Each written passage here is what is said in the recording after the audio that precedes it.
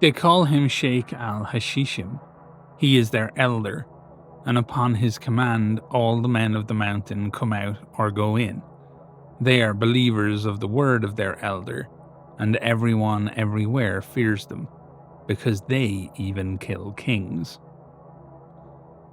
Alamoth, the Unconquered, also known as Eagle's Nest, is the chief stronghold of the Naziri Ismaili sect, who still hold sway over their ancient lands near Bar Khazar, the body of water the Franks call the Caspian Sea, as it has for over 800 years. The mountain fortress houses the dreaded Order of Assassins. No deadlier killers walk this world, raised from childhood in the lethal and esoteric arts that bend time and space in service of their mystic and lethal craft.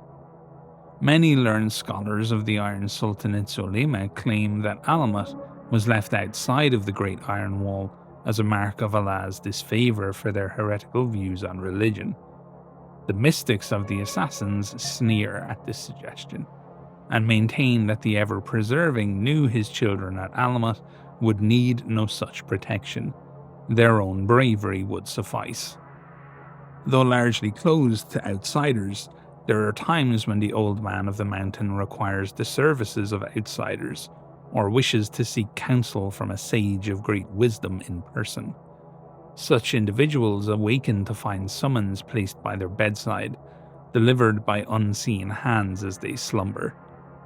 Summoned to the capital of the Elam, as the assassins call Alamoth, few dare to refuse such an invitation. At the mouth of the valley, they are met by servants of the Order, who blindfold them to ensure they cannot learn the hidden paths to the home of the Eagles.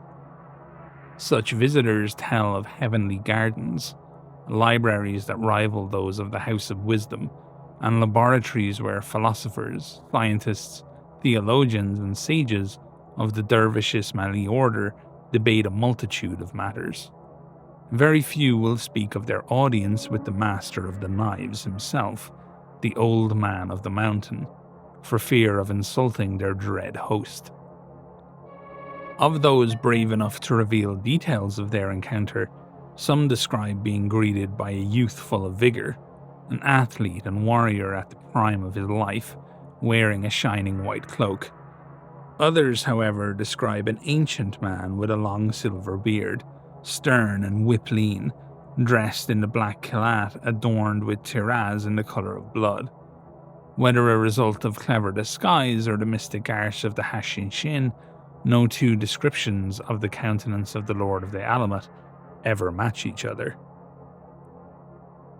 All accounts agree on one detail: a simple ring, bearing a seal engraved with the symbol of the Holy King, whom the Franks call Solomon the Wise, rests upon a chain around the neck of the Lord of Alamoth.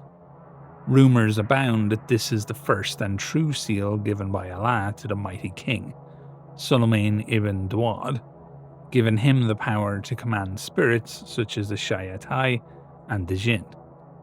It is speculated it is the power of the seal that has kept Alamoth safe all these years, despite Hell's forces holding the land surrounding Alamoth and its hinterlands. Whatever the truth of the matter, no warband of the court of the seven-headed serpent has ever approached the citadel of Alamoth. Beelzebub's unclean Order of the Fly recoils from the assassin's hinterlands, and no outbreak of the Black Grail has ever been reported within their domain. It seems that Hell's otherworldly powers are held at bay by some kind of protection capable of countering their goetic magic. Thus, the mission to conquer Alamoth has fallen upon the mortal followers of Jahannam. Abaddon, the great prince of wrath, has promised a reward of eternal youth to any heretic warlord who captures the Eagle's Nest. Despite the overwhelming numbers of the forces of the heretic legions, all who have attempted to take the fortress thus far have failed. Many attempts to invade are thwarted in their earliest moments, as great heretic lords die in their tents to assassins' daggers, or via poison in their meals.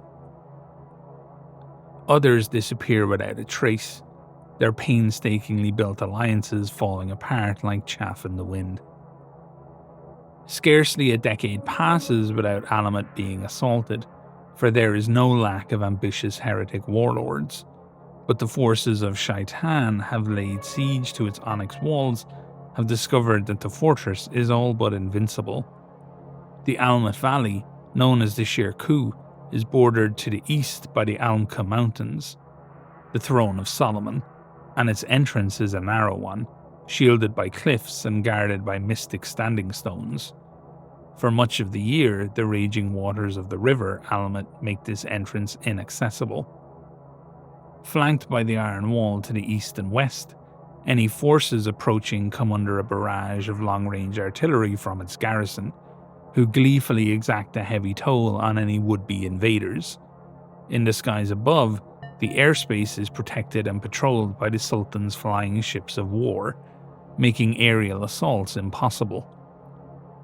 Though no official document or declaration exists, the strategists of New Antioch widely believe that the Sultanate's indirect protection of the Alamut is granted in exchange for the services of the assassins.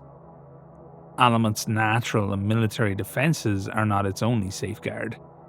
Heretic long-range artillery finds its shells striking the surrounding mountain, near the fortress itself, no matter how carefully the distances are measured, or what dark prayers are offered to patron demons. Assault forces lose their way, even when guided by infernal compasses and maps. Time itself flows in strange fashion here, and invaders find that each step robs their youth and vitality, causing them to succumb to the infirmity of old age long before ever reaching the walls of Alamut.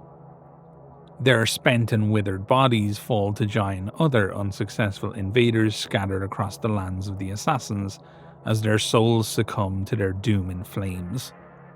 Even to behold the fortress is a trial, its stones vanishing against the sky, eluding the eye and confounding the mind. Those who have tried to assault Alamut and have lived to tell the tale recall a powerful aura of forbidding menace surrounding the home of the Eagles. Even the most devout and bloodthirsty heretical generals sworn to serve the Serpent Head of Wrath may think twice before challenging the assassins. And so, Alamut endures, unconquered and unbowed.